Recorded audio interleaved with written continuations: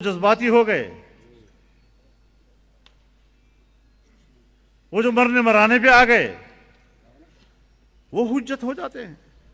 کچھ تو ہمیں بات سمجھنی چاہیے، ہم اندھے تو نہیں ہیں، ہماری زندگی اللہ کے دین کے لیے وقف ہے، ہم اسی کے لیے جدوجہد کر رہے ہیں اور سیاست کا راستہ اپنایا ہوا ہے، ورنہ تو اسلام کی خدمت تو مختلف طریقوں سے ہوتی ہے۔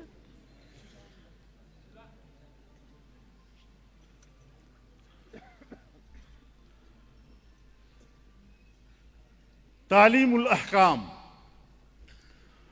جسے ہم شریعت کہتے ہیں،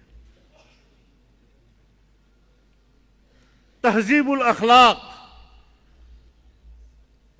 جسے ہم طریقت کہتے ہیں، تنظیم الاعمال جسے ہم سیاست کہتے ہیں، یہ تینوں چیزوں کا آپس میں ربط ہے۔ ربط شریعت، طریقت اور سیاست،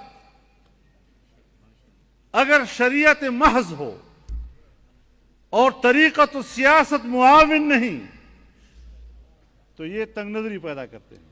یہ حجر میں بیٹھے ہوئے مولوی صاحبان استاد نہیں ہوتے، بڑے تنگ نظر ہوتے ہیں، ان سے شکوہ نہیں کرنا چاہیے، ان کا ماحول تنگ نظری کا ہے۔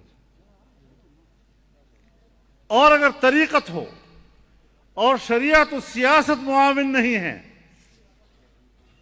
تو پھر یہ رہبانیت پیدا کرتے ہیں، اور رہبانیت اسلام کا مزاج نہیں ہے۔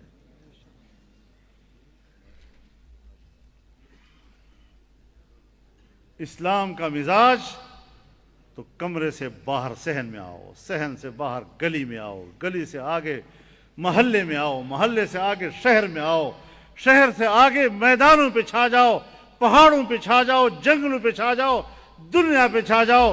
وَلَقَدْ كَرَّمْنَا بَنِي آدَمَ وَحَمَلْنَاهُمْ فِي الْبَرِّ وَالْبَحْرِ وَرَزَقْنَاهُمْ مِنَ الطَّيِّبَاتِ وَفَضَّلْنَاهُمْ عَلَى كَثِيرٍ مِّمَّنْ خَلَقْنَا تَفْضِيلًا۔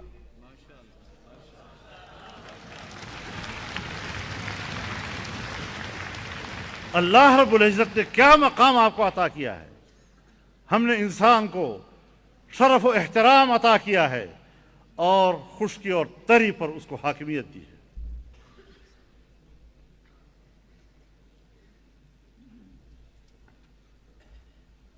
اور دنیا کی پاک چیزیں ان کے لیے بطور رزق ہم نے متعین کر دی۔ کھاؤ پیو، کلو واشربو، یہ ترغیب نہیں ہے، اللہ کا حکم ہے، کلو واشربو، لیکن زیادہ نہ کھاؤ۔